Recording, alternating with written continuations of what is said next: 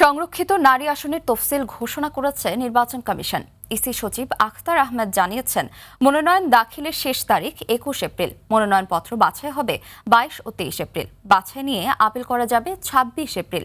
আর appeal নিষ্পত্তি করা হবে ২৭ ও ২৮ এপ্রিল। চূড়ান্ত প্রার্থীদের প্রতীক বরাদ্দ দেওয়া হবে ৩০ এপ্রিল।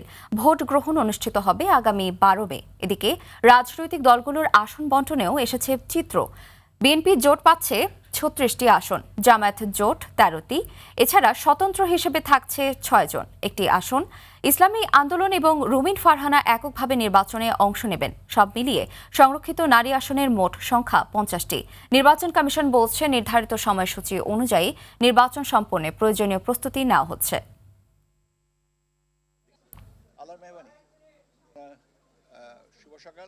মনোনয়নপত্র দাখিলের শেষ তারিখ হচ্ছে ২১ এপ্রিল। রিটার্নিং অফিসার মনোনয়নপত্র বাছাইয়ের জন্য ২২ এবং ২৩ তারিখ এটা আপনার সময় দিয়েছেন। আমাদের এখানেই এটা হবে। আপিল আবেদন ২৬ তারিখ, এটা রোববার। আপিল নিষ্পত্তি ২৭, ২৮ এপ্রিল। প্রার্থিতা প্রত্যাহারের শেষ তারিখ হচ্ছে আপনার ২৯ এপ্রিল। প্রতীক বরাদ্দ হবে ৩০ এপ্রিল। আর ভোট গ্রহণ হবে ১২ মে।